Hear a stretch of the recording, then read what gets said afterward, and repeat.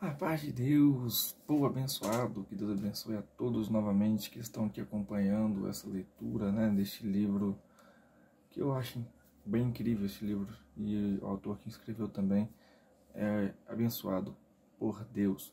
Antes de começarmos, eu quero pedir para que já sigam, inscrevam aí, na verdade, quem não se inscreveu, curtam o vídeo, compartilhem, para a gente estar aí, acompanhando as leituras desses livros e também da palavra, para que a Deus venha abençoar o lar e a vida de cada um, que venha nos fortalecer, nos dar sabedoria pelo Espírito Santo para podermos prosseguir nessa caminhada de fé, em nome de Jesus.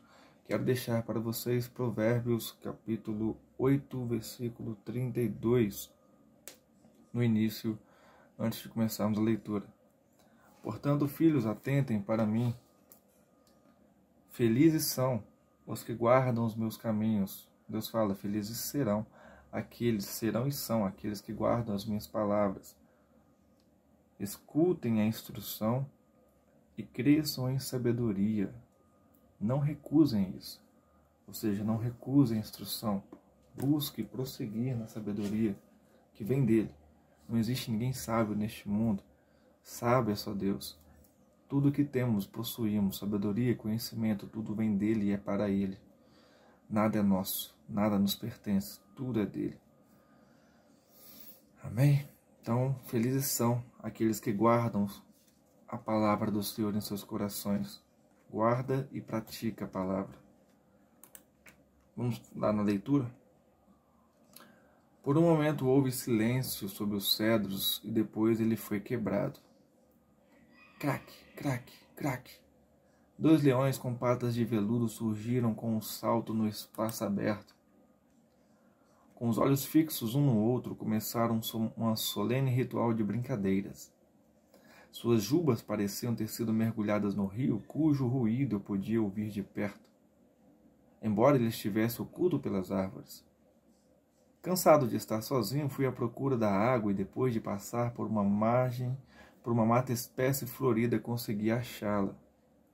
Os arbustos quase alcançavam a margem do rio, tão suave como Tâmisa, mas com rápidas correntes, como um riacho de montanha. No lugar onde as árvores pendiam sobre o leito, a água tinha um tom verde claro, tão cristalina que podíamos contar as pedras no fundo. Próximo a mim, vi outro resplandecente conversando com um fantasma. Era o mesmo fantasma gordo de voz culta que se dirigira a mim no ônibus. Ele parecia usar polainas. Meu caro jovem, estou encantado em vê-lo. Outro dia, enquanto conversava com o seu pai, me questionei sobre o seu paradeiro. Dizia ele ao espírito desnudo, cuja brancura era de um brilho ofuscante. Você não o trouxe? Perguntou o espírito. Não. Ele mora longe do ônibus e, para ser franco, tenho agido de um modo um tanto excêntrico ultimamente. Um pouco difícil, perdendo o controle.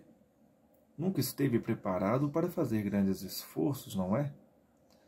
Se você se lembra, seu pai costumava ir dormir quando eu e você começávamos a falar de algum assunto sério.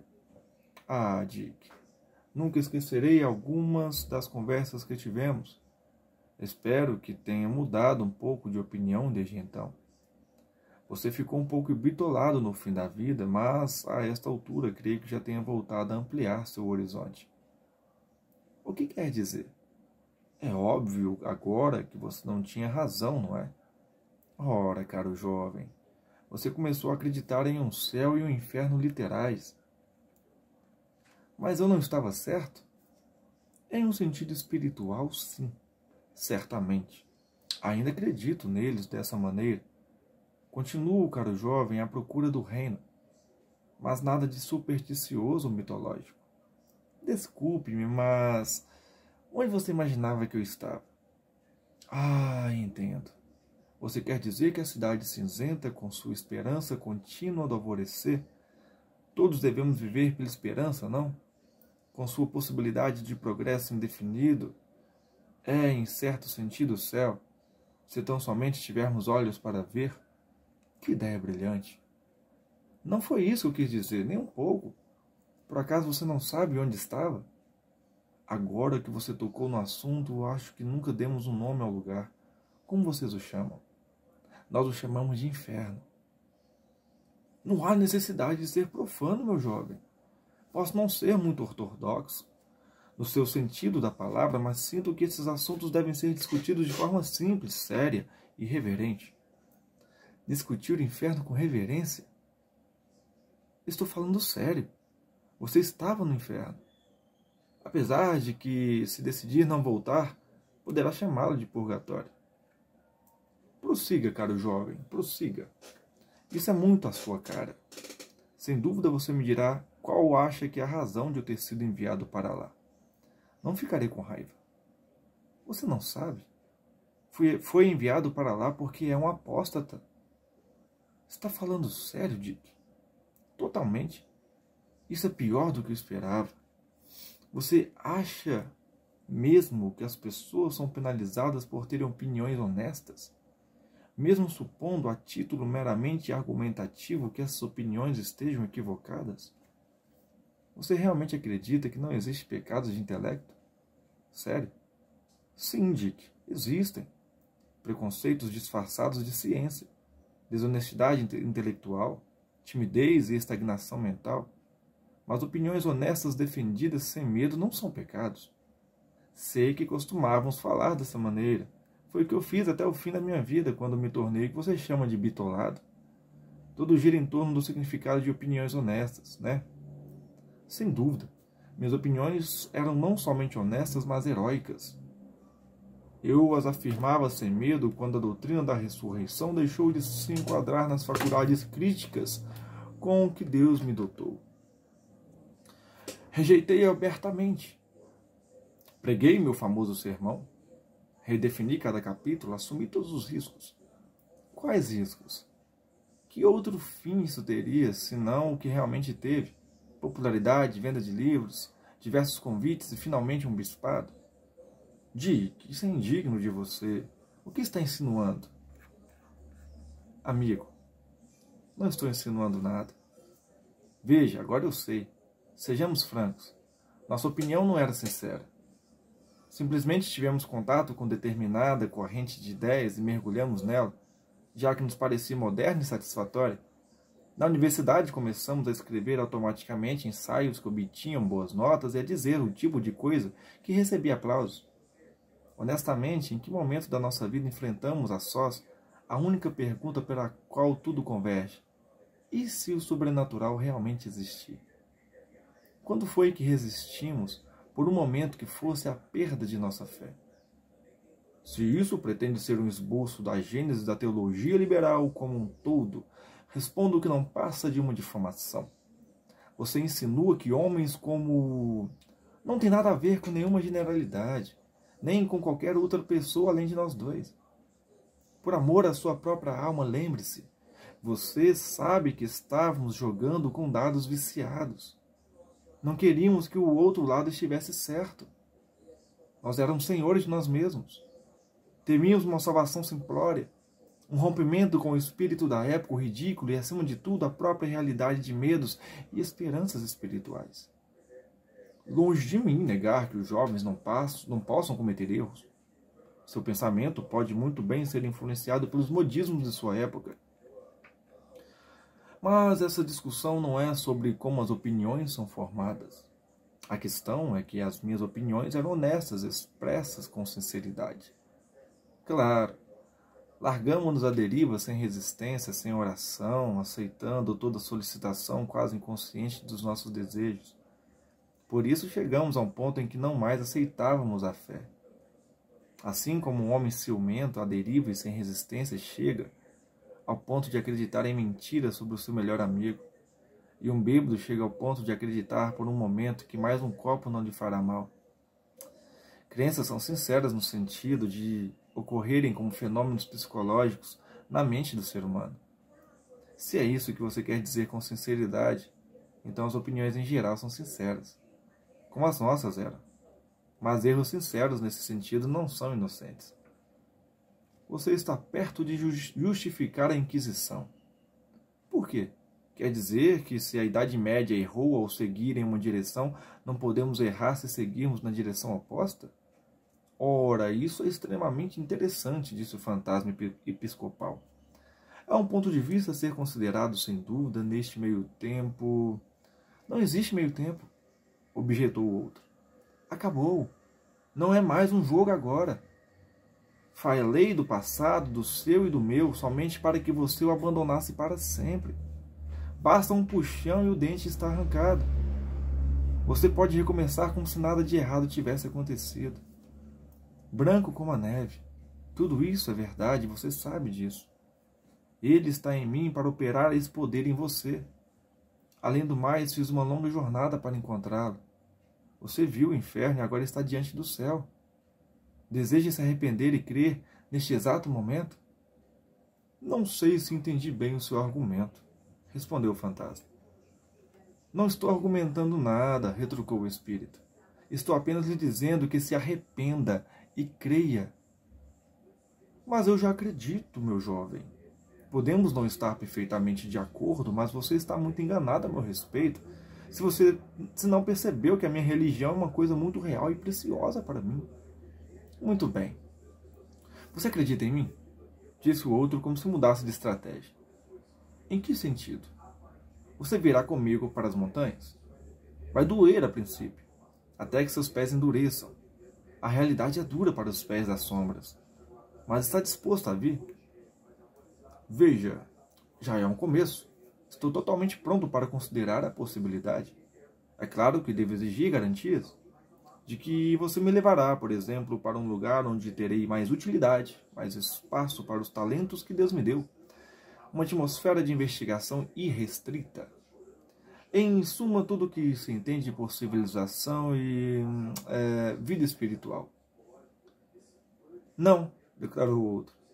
Não há como prometer nada disso, nem uma esfera maior de utilidade, pois lá ninguém precisa de você.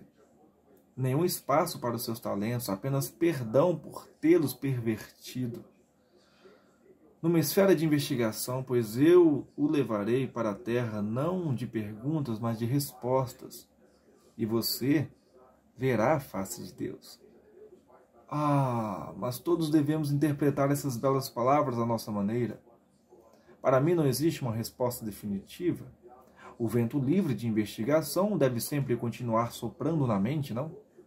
Julgai todas as coisas, viajar com esperança é melhor do que chegar. Se isso fosse uma verdade comprovada, como alguém poderia viajar com esperança? Não haveria o que esperar. Mas você mesmo deve sentir como se existisse algo de sufocante na ideia de finalidade, estagnação. O que, meu caro jovem, destrói mais a alma do que a estagnação? Você pensa assim porque até agora só experimentou a verdade com o intelecto abstrato. Vou levá-la ao lugar onde você poderá saboreá-la como mel e ser abraçado por ela como por um noivo. Sua sede será saciada. Na realidade, não percebo em mim nenhuma sede por uma verdade pronta, que põe fim à atividade intelectual da forma como você parece descrever. Terei liberdade como pensador, Dick? Você sabe que devo insistir nesse ponto. Sim, mas como um homem que é livre para beber, não livre para continuar com sede. Beber da água da vida. O fantasma pareceu refletir por um momento. Não consigo entender aonde você quer chegar, afirmou ele. Ouça, ordenou o espírito branco. Você já foi criança. Já soube para que serve a investigação. Houve uma fase em que você fazia perguntas por querer respostas e ficava feliz ao encontrá-las, certo? Agora você pode se tornar essa criança novamente. Ah, mas quando me tornei homem, desisti das coisas de menino. Você afundou demais no erro. A sede foi feita para a água. A investigação para a verdade. O que você há pouco chamou de liberdade como pensador não corresponde em nada aos fins para os quais a inteligência foi dada. Como a masturbação não tem nada a ver com o casamento. Mesmo se não podemos ser reverentes, não há necessidade de sermos obscenos. A sugestão de que na minha idade eu devo voltar à mera curiosidade fatual da infância me parece absurda. De qualquer forma, essa concepção de perguntas e respostas sobre o pensamento se aplica apenas a questões, de fato. Questões religiosas e especulativas certamente estão em um nível diferente. Não sabemos nada de religião aqui. Pensamos apenas em Cristo. Não sabemos nada de especulação aqui. Venha e veja. Vou levá-lo ao fato eterno, ao Pai de todas as demais realidades. Devo objetar fortemente a descrição de Deus como um fato. Valor supremo, com certeza, seria uma descrição menos inadequada. É difícil que você ao menos acredita que Deus existe. Existe? O que a existência significa? Você continua sugerindo algum tipo de realidade estática e pronta, por assim dizer, lá, com a qual nossa mente precisa simplesmente se conformar. Esses grandes mistérios não podem ser abordados dessa maneira. Se existisse uma coisa dessas, não me interrompa agora, meu caro jovem. Francamente, eu não me interessaria por ela. Não teria significado religioso. Deus, para mim, é algo puramente espiritual. O espírito da doçura, da luz, da tolerância e do serviço. Dick, do serviço. Não podemos nos esquecer disso. Se a sede da razão está realmente morta, disse o espírito, e depois parou como se para refletir. Então de repente perguntou: você ainda consegue ao menos desejar a felicidade? A felicidade, meu caro Dick, disse o fantasma placidamente. A felicidade, como você verá quando for mais velho, jaz no caminho do dever. O que me faz lembrar de... Ai, meu Deus, quase me esqueci. É claro que não posso ir com você, jovem. Preciso voltar na próxima sexta-feira para apresentar um artigo acadêmico. Lá embaixo temos uma pequena sociedade teológica. Ah, sim, há muita vida intelectual. Não de alta qualidade, talvez. Percebe-se certa falta de aderência, certa confusão de espírito. É aí que eu posso ter alguma utilidade para eles. Ah, até alguns episódios lamentáveis de ciúmes. Desconheço o porquê, mas os temperamentos parecem menos controlados do que costumavam ser. Ainda assim, não se deve esperar meio da natureza humana. Sinto que posso fazer um ótimo trabalho entre eles. Mas você nunca me perguntou sobre o que é meu artigo. Nele exploro o texto sobre crescer até a medida da estatura de Cristo, elaborando uma ideia que tenho certeza seria do seu interesse. Vou mostrar como as pessoas se esquecem sempre de que Jesus, neste ponto o fantasma se inclina, morreu relativamente jovem. Sabe, ele teria superado alguns de seus pontos de vista iniciais, caso tivesse vivido mais tempo. E isso teria acontecido com um pouco mais de tato e paciência. Vou pedir ao meu público que considere quais seriam suas opiniões maduras. Uma pergunta profundamente interessante. Que cristianismo diferente poderia ter se o fundador tivesse atingido sua plena estatura. Na conclusão, demonstrarei como isso aprofunda o significado da crucificação. Sentimos pela primeira vez o desastre que foi o acontecimento. Que desperdício trágico. Tantas promessas encurtadas. Ah, você já precisa ir? Eu também. Adeus, meu caro jovem. Foi um grande prazer. Um encontro muito estimulante e provocativo. Adeus, adeus, adeus. O fantasma acenou com a cabeça e sorriu para o espírito com um sorriso clerical radiante, ou com a melhor imitação que aqueles lábios insubstanciais conseguiam fazer. E depois se afastou, cantarolando baixinho para si. Cidade de Deus, quão vasta e profunda. Não observei por muito tempo, entretanto, uma vez que me ocorreu uma nova ideia. Se a grama é dura como pedra, pensei, a água não será forte o suficiente para que eu caminhe por cima dela? Tentei com um pé, e não afundei. No instante seguinte, pisei ousadamente sobre a superfície. Caí de cara no mesmo instante e acabei com alguns machucados desagradáveis. Havia me esquecido de que a água, embora sólida para mim, continuava em movimento rápido. Ao me recompor, encontrava-me a pouco menos de 30 metros de distância do ponto onde eu entrara. Mas isso não me impediu de andar contra a correnteza. apenas me fez perceber que, mesmo andando bem depressa, progredia muito pouco. Finalizamos aqui o capítulo 5. E peço a vocês que façam essa oração comigo. Repitam comigo, por favor. Amado Senhor, sou grato de saber que Tu estás comigo todos os dias da minha vida. Ensina-me a me manter firme nos Teus caminhos, Senhor. Que eu possa me afastar dos prazeres que este mundo oferece, os quais são prazeres passageiros. Que possa rejeitar o mal e aprender a ouvir as Tuas instruções em sabedoria e amor, guardando e as praticando no meu dia a dia. Que minha alma deseje viver em santidade todos os dias, por amor ao Senhor. Amém. Que Deus abençoe a vida de todos. Deus proteja, guarde, vivifica em nome de Jesus a cada espírito. Deus derrame a graça sobre cada um de vocês. Obrigado por assistirem este vídeo, por estarem acompanhando comigo esta leitura. Que a graça, a misericórdia de Deus esteja sobre todos vocês. Amém.